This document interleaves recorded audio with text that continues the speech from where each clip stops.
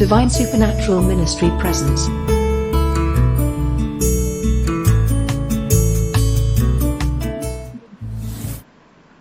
प्रभु की तारीफ हो और हम परमेश्वर यहोवा की महिमा करते हैं। और आज के कलाम को हम लोग खुदा के वचन से देखेंगे कि स्पिरिचुअल ब्लाइंडनेस और ये आत्मिक अंधापन है।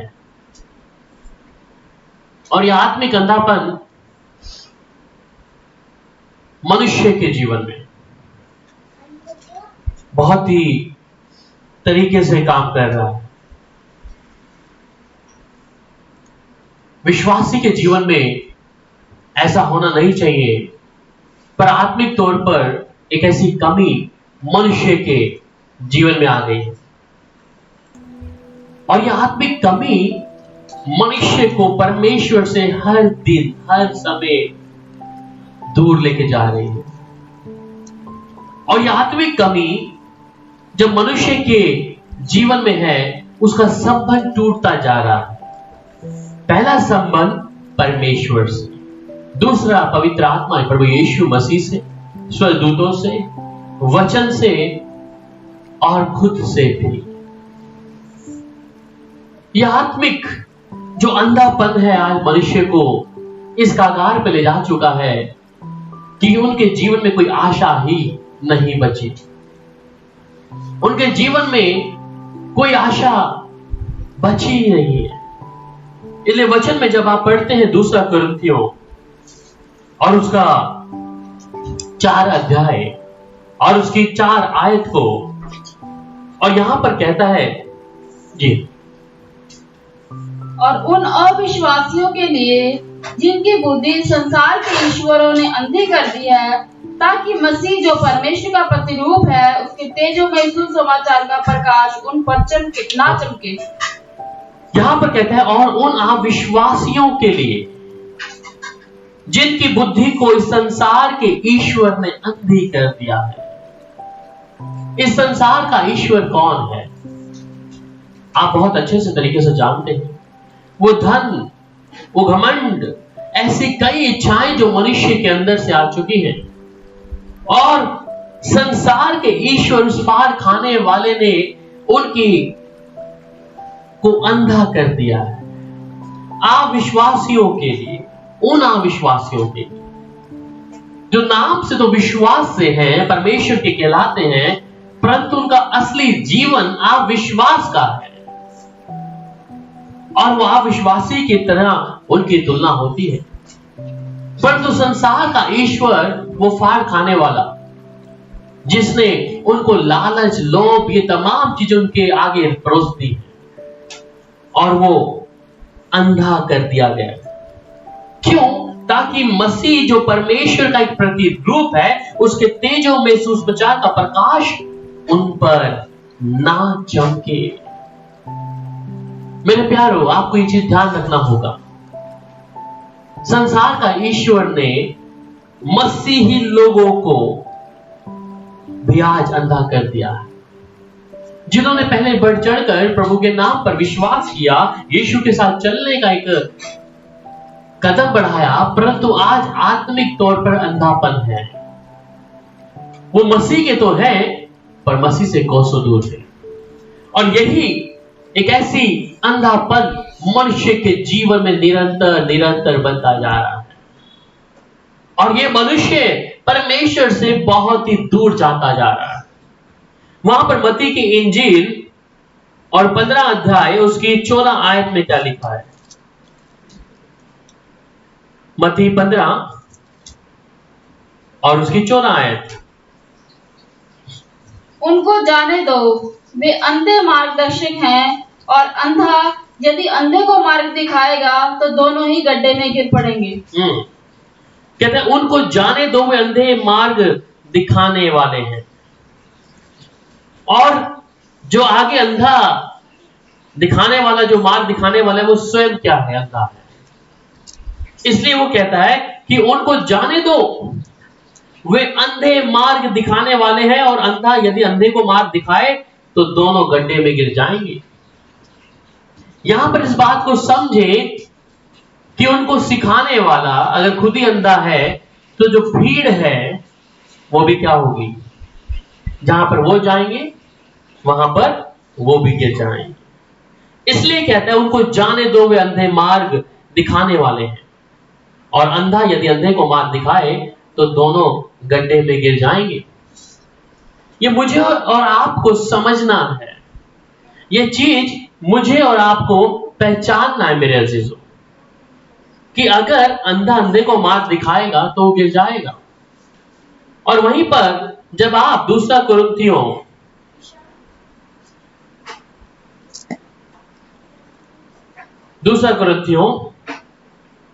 4 अध्याय और उसकी 3 से 4 पढ़ते हैं फिर से जी। परंतु यदि हमारे सुसमाचार पर पर्दा पड़ा है तो यह नष्ट होने वाले ही के लिए पड़ा है और उन अविश्वासियों के लिए जिनकी बुद्धि इस संसार के ईश्वर ने अंधी कर दी है, ताकि मसीह जो परमेश्वर का प्रतिरूप है उसके तेजोमय सुसमाचार का प्रकाश उन पर ना चमके। यहाँ पे कहते हैं परंतु यदि हमारे सुसमाचार पर पर्दा पड़ा है तो नाश होने वाले ही के लिए पड़ा है। अब सुन लीजिए, बड़ी खास बात है। आप जिधर भी हैं, जिस देश में बैठे हैं, जिस नगर में हैं, जिस कंट्री में हैं, कहीं पर भी आप हैं, ये सुनिए कि परंतु यदि हमारा सुसमाचार पर पर्दा पड़ा है तो ये नाश होने वालों के लिए ही पड़ा है। सुसमाचार पर पर्दा पड़ा है तो नाश जो होने वाले हैं उनके लिए पड़ा है। और आगे वो क्या कह रहा है कि और उन अविश्वासियों के लिए जिनकी बुद्धि को इस संसार के ईश्वर ने अंधी कर दिया है। उन अविश्वासियों के लिए भी जो विश्वास का रूप तो धारण किए हैं परंतु विश्वास नहीं करते।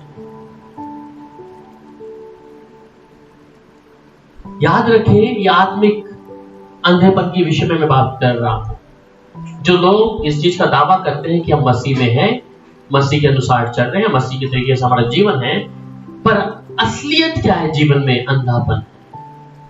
और वो कहता है परंतु यदि हमारे सुसमाचार पर पर्दा पड़ा है तो नाश होने वालों के लिए पड़ा है।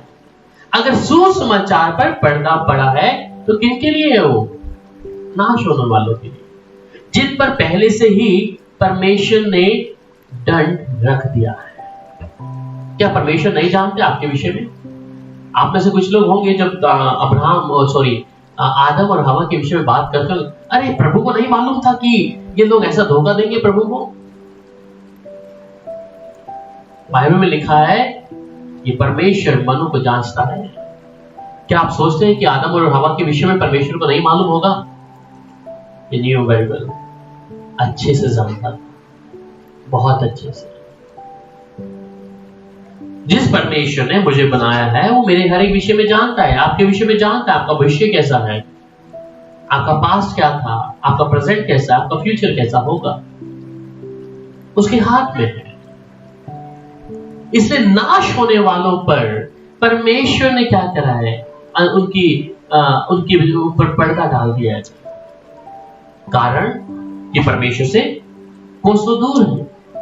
और जब आप वचन में और भी बारीकी से आगे चले जाएंगे तो यूहन्ना 9 अध्याय और उसकी 39 आयत को जब पढ़ते हैं, जॉन चैप्टर 9 वर्स 39, यूहन्ना। तब यीशु ने कहा, मैं इस जगत में न्याय के लिए आया हूँ, ताकि जो नहीं देखते वे देखें और जो देखते हैं वे अंधे हो जाएं। आमीन। अब यहाँ कहता है यीशु, मैं जगत में न्याय के लिए आया हूँ ताकि जो देखते हैं वे देखें, जो देख रहे हैं वो देखते रहे कंटिन्यूअस। जो विश्वास में है विश्वास में बढ़ता जाए, ठीक है। तो यहाँ पर कह रहा है कि न्याय के लिए आया हूं ताकि जो नहीं देखते वे देखें, जो नहीं देखते वो देखें। तो आपको देखने के बाद भी विश्वास नहीं कर रहे, खुदा के साथ नहीं चल रहे, तो यहां कहते हैं कि वो देखें और जो देखते हैं वे अंधे हो जाएं। कारण क्या है? हम देख रहे हैं, हम नामधारी हैं, हम बोलते हैं प्रभु अब तो हमारे बाप दादे प्रभु को जानते थे, we are the born brought up Christian family. ऐसा ही है ना, आज जो born and brought up into Christian family और जो पीढ़ियां उनकी जनरेशंस हैं और वो जनरेशन अभी तक चल रही है, तो उनके अंदर एक घमंड है इस बात का कि हम तो बाप दादे हमारे मसीह में थे, अरे हम तो स्वर्ग जाके रहेंगे। जनाब, मैं आपको एक बात कहना चाहता हूं, अगर आप इस गलतफहमी में हैं तो उभर के बाहर आ जाए। मैं खुद जैसे बताता हूं कि मैं भी एक ईसाई धर्म में पैदा हुआ और ये हम इस चीज का घमंड करते थे कि we are born brought up in a Christian family, और मेरे दादा सब लोग क्रिश्चियन फैमिली में थे। पर उतनी ही दूर जितनी जनरेशन थी उतनी ही दूर हम परमेश्वर से भी दूर थे। तो इसलिए जो देखते हैं वे अंधे हो जाएं, पर परमेश्वर फिर भी मेरे लिए और आपके लिए क्या करता है, एक उम्मीद को फिर भी रखा है, एक भरोसे को परमेश्वर फिर भी रखा है। वहां पर दूसरा कुरिन्थियों 4 अध्याय और उसकी 6 आयत को भी जरा पढ़ेंगे, और ये आपका बहुत ही समझने का आज का दिन है कि इसको बहुत बारीकी से समझे इस कलाम को जिस विषय में मैं बात कर रहा हूं।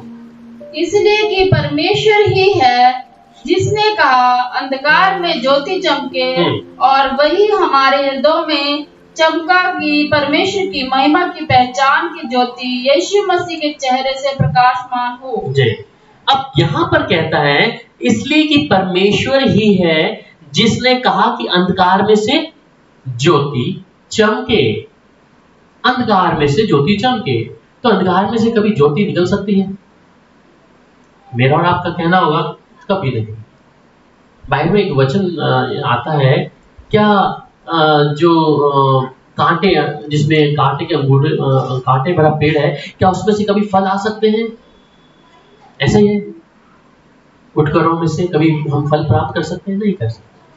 पर परमेश्वर जहां वो चट्टानों को खोल देता है, समुद्र के 2 भाग कर देता है, वो परमेश्वर कहता है इसलिए कि परमेश्वर ही है जिसने कहा कि अंधकार में से ज्योति चमके, और वही हमारे हृदयों में चमका कि परमेश्वर की महिमा की पहचान की ज्योति यीशु मसीह के चेहरे से प्रकाशमान हो। तो हमारे पास कोई उम्मीद नहीं थी ना। आज मनुष्य संसार की इच्छाओं पर मन लगाते लगाते आत्मिक तौर पे अंधा हो गया। इसमें कोई शक नहीं है कि वो अपने आप को अगर मसीह कहते हैं तो वो मसीह नहीं है। सिर्फ जुबान से, उनके कामों से, उनके लोगों के बीच में जिस तरह वो रहते हैं, उनकी पहचान हो सकती है कि मेरा नाम मसीह है, मेरा नाम राहुल मसीह, फिलाना मसीह, पर मेरे काम मसीह के मुताबिक नहीं। आज अगर आप कभी जाएं तो अगर कोई फिलाना मसीह, वो आज राहुल मसीह भी सिगरेट पीने वाला है, राहुल मसीह दारू पीने वाला है, राहुल मसीह गलत चीजों को देखने वाला है, क्या मसीह के तौर पर मसीह को जानते हैं? The real word of the Messiah is a Messiah, is anointing one. मसीह का मतलब है मसाया, और मसाया मतलब anointing one, अभिषेक किया हुआ एक हो। और वो शब्द इस्तेमाल होता है प्रभु यीशु मसीह के, जिसके जीवन में गुनाह नहीं था, पाप नहीं था, वो अपने पिता की आज्ञा मान रहा था, दुख उठा उठाकर मान रहा था। उस परमेश्वर की जिसके विषय में मैं और आप बात कर रहे हैं, वो प्रभु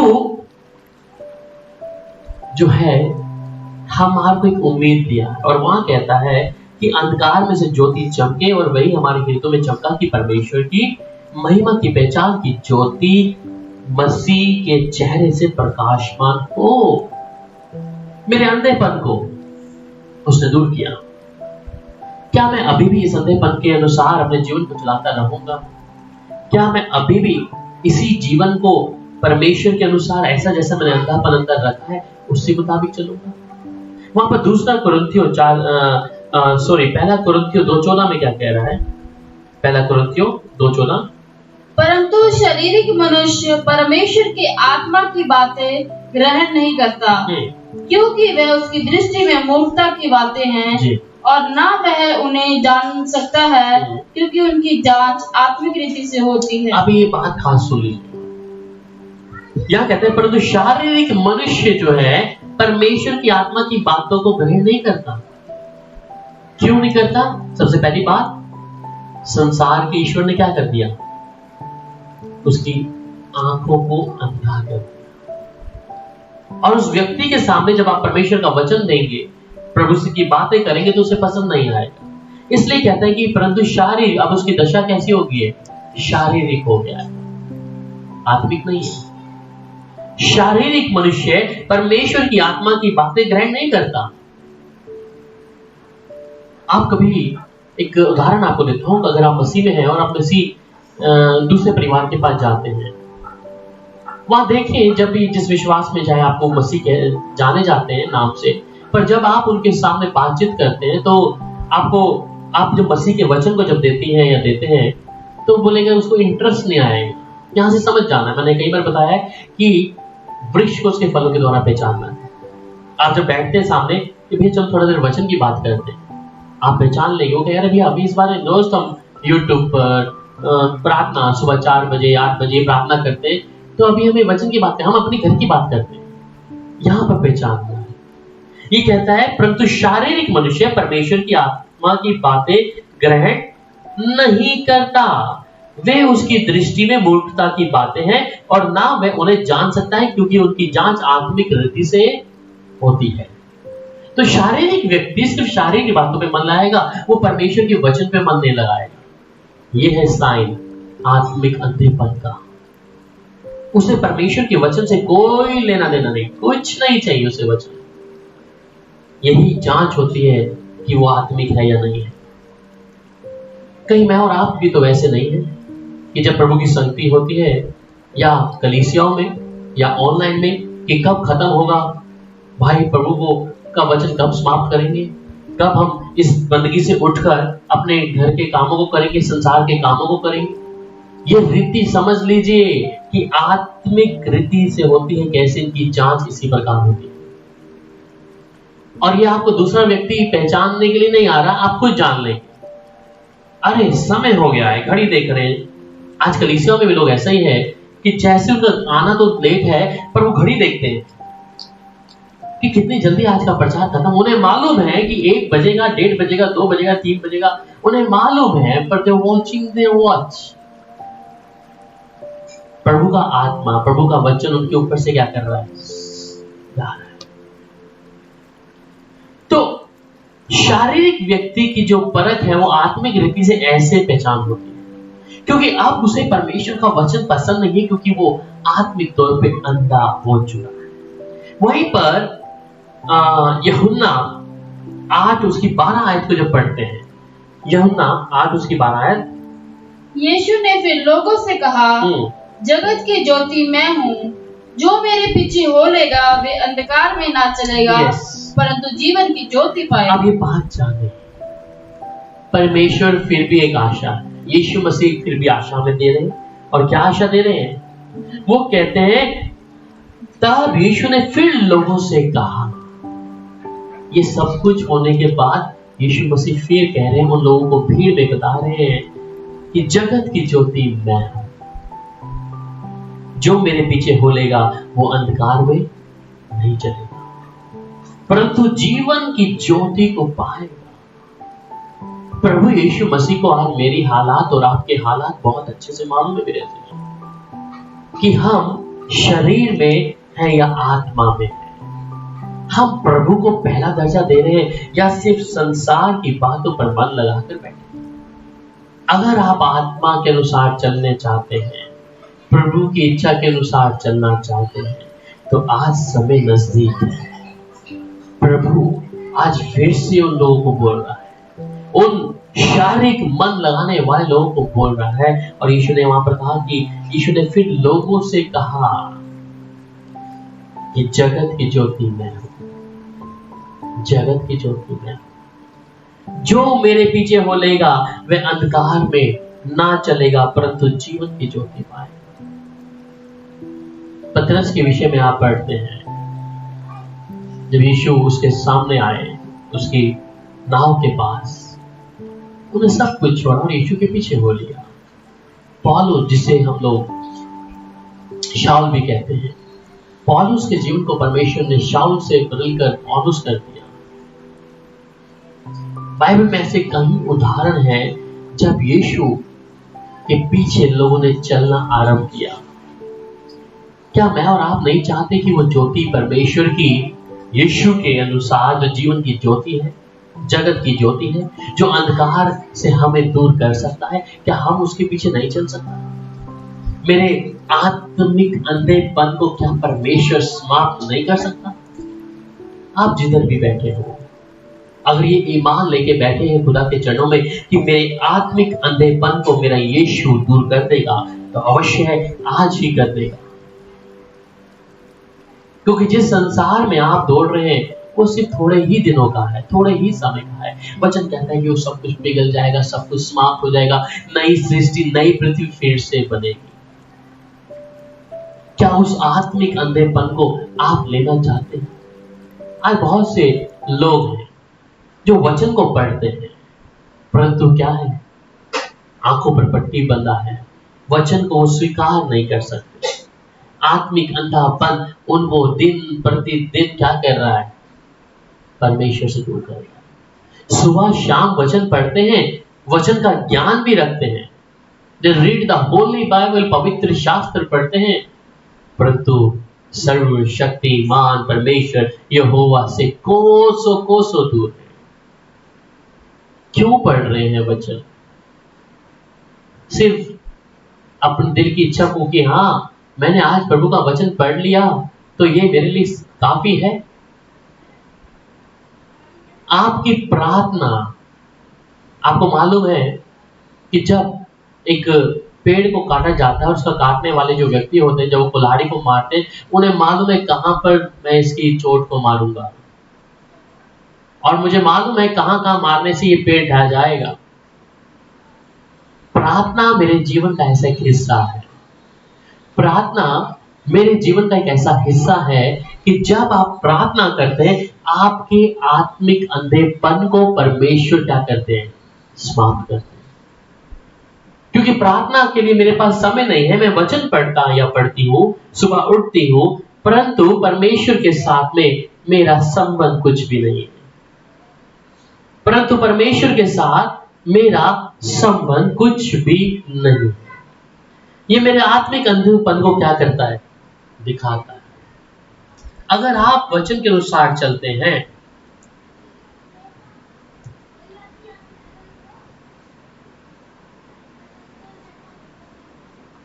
अगर आप वचन के साथ में चलते हैं, तो वचन के साथ साथ परमेश्वर के साथ वचन की अगुवाई मांगते हुए, प्रार्थना करते हुए क्या करेंगे? आप प्रभु के साथ चलेंगे और उस परमेश्वर के साथ जितना प्रार्थना में समय बिताएंगे, जितना प्रभु के साथ एक चित्त होकर समय बिताएंगे, परमेश्वर आपके लिए क्या उस आत्मिक अंधेपन को दूर नहीं कर सकते? आत्मिक अंधेपन से आने वाली परेशानियां, उसके विषय में मैं अगली बार बताऊंगा कि आत्मिक अंधेपन से क्या क्या हमारे जीवन में आता है, कौन सी कमियां हमारे जीवन में आती है आत्मिक अंधेपन से। और यह आत्मिक अंधापन हम लोगों के सामने नजर आते हैं कि अच्छे विश्वासी हैं, प्रार्थना करने वाले हैं, प्रभु की संगति में बैठने वाले हैं, परंतु आत्मिक अंदर से मर चुके हैं। यह आत्मिक अंधापन है। और अब्राहम आदम के साथ में जब हुआ तो उसका आत्मिक मृत्यु हुई थी, शारीरिक नहीं, आत्मिक मृत्यु, गुनाह किया। मेरे को लगता है कि आत्मिक अंधापन भी आया होगा उससे पहले, और फिर आत्मिक मृत्यु भी। याद रखें, आगे बाइबल में वहां पर प्रकाशित वाक्य 3:17 को पढ़ लेंगे। तू कहता है कि मैं धनी हूँ और धनवान हो गया हूँ और मुझे किसी वस्तु की घटी नहीं, और यह नहीं जानता कि तू अभागा और तुच्छ और कंगाल और अंधा और नंगा है। ये कहता, तू कहता है मैं धनी हूँ। अभी बहुत से लोग क्या कहते हैं? We have a lots of money, we have too much wealth, हम लोग अच्छे हैं, ठीक है। पर ये कह रहा है, तू जो कहता है कि मैं धनी हूं और धनवान हो गया हूं और मुझे किसी बात की घटी नहीं, और यही नहीं जानता कि तू अभागा है, क्योंकि तूने जो श्रम किया, जो परिश्रम किया, वो तूने धन कमाने में किया, परमेश्वर के साथ में समय बिताने के लिए नहीं। इसलिए वो कहते हैं, तू जो कहता है कि मैं धनी हूं, धनवान हो गया हूं, और मुझे किसी वस्तु की घटी नहीं, और ये नहीं जानता कि तू अभागा है और तुच्छ और कंगाल और अंधा और नंगा है, क्योंकि तूने अपने समय को किन चीजों में व्यर्थ किया। क्योंकि संसार के ईश्वर ने क्या किया? तुझे अंधा कर दिया। तेरे लिए परमेश्वर के लिए समय नहीं है। तू प्रभु के लिए उठ नहीं सकता, तू परमेश्वर के लिए कोई हाथ बढ़ा नहीं सकता, तू परमेश्वर के चरणों में आ नहीं सकता, अपने घुटनों को तोड़ नहीं सकता। तू परमेश्वर का कलाम तो उठाता है परंतु उसे मानता नहीं है। ये कभी तेरे अंदर है। परमेश्वर के साथ जो मेरा संबंध है, घनिष्ठ संबंध, the ultimate relationship with God, वो नहीं है। मैं संसार के तौर पे नजर आता हूं कि मैं एक अच्छा विश्वासी हूं, मैं गुनाहगार था, अभी ऐसा हूं, अभी भी हालत वही है। क्या आप इस आत्मिक अंधेपन से बाहर नहीं आएंगे? अगर आपको मालूम नहीं चल रहा तो समझ लिया आज के वचन के द्वारा, क्योंकि संसार के ईश्वर ने आपकी आंखों को बंद कर दिया मेरे अजीजों। और वो कहता है, तू अभागा है, तुच्छ है। वहां पर और आगे बाइबल में पढ़ते हैं, लूका 4:18 में पढ़ लीजिएगा। लूका 4:18। प्रभु का आत्मा मुझ पर है, इसीलिए कि उसने कंगालों को सुसमाचार सुनाने के लिए मेरा अभिषेक किया है, और मुझे इसलिए भेजा है कि बंदियों को छुटकारे का और अंधों को दृष्टि पाने का सुसमाचार प्रचार करूं, और कुचले हुओं को छुड़ाऊं। तो यहाँ पर क्या कह रहा है कि प्रभु का आत्मा मुझ पर है, इसलिए कि उसने कंगालों को सुसमाचार सुनाने के लिए मेरा अभिषेक किया, और मुझे इसलिए भेजा कि बंधुओं को छुटकारे का और अंधों को दृष्टि पाने का सुसमाचार प्रचार करूं, और कुचले हुओं को छुड़ाऊं। मेरा यीशु मसीह के द्वारा क्या है? ये तमाम छुटकारा हुआ है। मेरे यीशु मसीह के द्वारा ये तमाम छुटकारा हुआ है। मेरे आत्मिक अंधेपन को यीशु क्या कर रहे हैं? समाप्त कर रहे हैं। मेरे कंगालपन को दूर कर रहे हैं, मेरे अंदर आई कमजोरियों को दूर कर रहे हैं। वहां पर और भी आगे पढ़ लेंगे, जब आप यूहन्ना 12:40 पढ़ते हैं। यूहन्ना 12:40। उसने उनकी आंखें अंधी और उनका मन कठोर कर दिया है, कहीं ऐसा न हो कि वे आंखों से देखें और मन से समझे और फिरें, और मैं उन्हें चंगा करूं। अभी सुन लीजिए कि उसने उनकी आंखें अंधी और उनका मन कठोर कर दिया। इनका अविश्वासी, अविश्वासी तो है ही, नाम विश्वासी लेके चल रहे हैं, अविश्वासी। तो उनका मन कठोर कर दिया, और ऐसा ना हो कि आंखों से देखे और मन से समझे और फिरे, और उन्हें मैं चंगा करूं। कईयों को ऐसा कर दिया है। मेरे प्यारों, अपने आप को जांचें, कहीं मेरे जीवन में ऐसा तो नहीं है? कहीं संसार की शक्ति ने, संसार के ईश्वर ने मेरे आंखों को बंद तो नहीं कर दिया? कहीं मैं संसार के रीति रिवाजों पर, संसार के धन पर, अपने संसारिक चीजों पर मन लगा के बैठा हूं, परमेश्वर से कोसों दूर तो नहीं हूं? अगर ऐसा समझते हैं तो आज परमेश्वर के चरणों में आ जाए। इसलिए कहते हैं कि उनकी आंखें अंधी और उनका मन कठोर किया है। आप वचन पढ़ते हैं, प्रार्थना करते हैं, जवाब नहीं है, प्रभु की ओर से छुटकारा नहीं है। क्यों? क्योंकि मेरा मन कठोर कर दिया गया है। अगर एक उम्मीद आपके पास अभी भी है, यीशु मसीह। यीशु मसीह लूका 4:18 में जब ये भी पढ़ा कि प्रभु का आत्मा मुझ पर है कि मैं कंगालों को क्या करूं? सुसमाचार सुनाऊं, अंधों को आंखें दूं, लंगड़ों को चलाऊं। वो प्रभु का आत्मा आज भी हमारे बीच में। अगर मन में कठोरता है तो प्रभु से कहें, प्रभु मेरे मन से पत्थर के हृदय को निकाल और मांस का हृदय दे। क्या वो ऐसा नहीं करेंगे?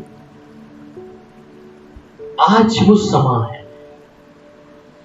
आप प्रभु की आवाज को नहीं सुन पा रहे, वचन पढ़ रहे हैं और आपकी समझ और बुद्धि में नहीं आ रहा, ये समय है। वहां पर सपन्या 1:17 में क्या लिखता है? सपन्या 1:17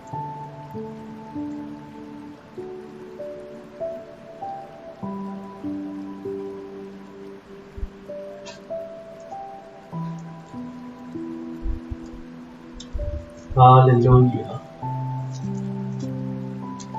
यहां पर 1:17 में क्या कहता है वो पढ़ लेते हैं।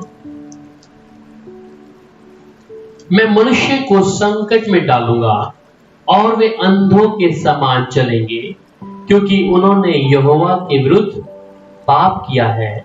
उनका लहू धूलि के समान और उनका मांस निष्ठा के समान फेंक दिया जाए। मैं मनुष्य को संकट में डालूंगा। क्यों परमेश्वर ऐसा निर्णय लेने जा रहे हैं? और वे अंधों के समान चलेंगे, क्योंकि उन्होंने यहोवा के विरुद्ध पाप किया है। उन्होंने संसार की उस ईश्वर को अपना आत्मा, प्राण, शरीर सौंप दिया है। इसलिए परमेश्वर कह रहे हैं, मैं उन्हें संकट में डालूंगा। मेरे प्यारों, अगर आप परमेश्वर के वचन को जानने के बाद पीछे जा रहे हैं, तो विपत्ति आपके लिए तैयार है। मैं इसके लिए आपको डरा नहीं रहा, पर वचन कह रहा है, यीशु मसीह का अंगीकार कर कर, प्रभु यीशु मसीह को मानकर, और फिर आप संसार के ईश्वर की ओर जा रहे हैं, जिसने आपकी आत्मिक आंखों को अंधा कर दिया है। वो परमेश्वर भी क्रोध में आ गया है। वो कहता है, मैं मनुष्य को संकट में डालूंगा और वे अंधों के समान चलेंगे, क्योंकि उन्होंने यहोवा के विरुद्ध पाप किया है। उनका लहू धूलि के समान, उनका मांस निष्ठा के समान फेंक दिया जाए। इस प्रकोप से अभी भी परमेश्वर हमें बचा सकता है, यीशु मसीह के द्वारा। हम देरी ना करें। अगर आत्मा में कमजोरी देख रहे हैं, अपने मनों को परमेश्वर के लिए प्यार करें। उस प्रभु को कहें, प्रभु मैं तैयार हूं, मेरे गुनाहों को, मैं पाप को मानती हूं मेरे परमेश्वर। और आप स्वयं देखेंगे परमेश्वर के जोरावर हाथ को। आइए हम प्रार्थना करें। सर्वशक्तिमान यहोवा परमेश्वर, आपकी तारीफ हो प्रभु। यहोवा परमेश्वर, आत्मा में आए अंधेपन को प्रभु जी अपने बेटा बेटियों के जीवन से समाप्त करें इसी क्षण, कि तेरे बेटा बेटी प्रभु इसी क्षण स्वतंत्र हो जाएं। अगर संसार के ईश्वर ने इनकी आंखों को अंधा कर दिया है प्रभु, मैं इसी समय यीशु के लहू से प्रभु इनकी आत्मिक कमजोरियों को यीशु के नाम से समाप्त करता हूं। इनके विश्वास के अनुसार, इनके समर्पण के अनुसार प्रभु, कि पवित्र आत्मा इन्हें इसी समय स्पर्श करे प्रभु। और खुदावन प्रभु, तेरा आत्मा जोरों से प्रभु इनको छू ले पिता परमेश्वर। आज के कलाम के मध्यस्थ प्रभु, इन्होंने जैसा समर्पण किया है प्रभु, मैं धन्यवाद करता हूं। यह वचन प्रभु जब आज वो लोग सुन रहे हैं पिता परमेश्वर, इस वचन से प्रभु इनके परिवारों पर, इनकी आत्मा पर एक ऐसी छाप लग जाए प्रभु, कि ये फिर से प्रभु पीछे मुड़ के ना देखें, सिर्फ यीशु आपको देखें। और प्रभु का आत्मा इसी समय इन्हें स्वतंत्र कर दे प्रभु जी। अपने लहू में प्रभु इन्हें प्रभु इसी समय संभाल ले प्रभु। अपनी दया कर प्रभु, अपने जोरावर हाथ को इनके ऊपर बढ़ा कर प्रभु अपने बच्चों को स्वस्थ कर प्रभु जी। और प्रभु आत्मा में आए अंधेपन को यीशु के नाम से समाप्त कर प्रभु जी, जिससे पिता परमेश्वर तेरे नाम की महिमा हो, तेरी तारीफ हो प्रभु।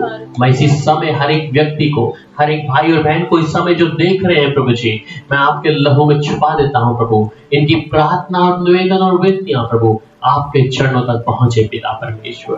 प्रभु जी आपका धन्यवाद हो, आपकी तारीफ हो। आज के कलाम से प्रभु आपने इनको शिफा दी। वो अंधापन जो कमजोरियां जीवन में आ रही थी, उससे इन्हें छुटकारा दिया प्रभु, कि अब ये फिर से नया बल प्राप्त करके उड़ेंगे प्रभु जी। जहां में कहता है कि तुम इस समय उन उकाबों के समान उड़ोगे, तुम दौड़ोगे और शर्मित ना होगे। इसलिए प्रभु आपका धन्यवाद हो प्रभु। धन्यवाद कि आपने अपने बच्चों को इसी समय अपने लहू के वसीले से जिंदगी को दे दिया। तारीफ हो प्रभु, तारीफ हो। यीशु के सामर्थी नाम में आमीन, आमीन। प्रभु आप सबको बरकत और आशीष दे। अपनी प्रार्थनाएं निवेदन आप हमें भेज सकते हैं प्रभु के अनुसार जो आत्मा में आपको आता है, और वचन की भूख और प्यास को बनाए रखें, प्रभु के साथ में चलते रहें। सबको शालोम।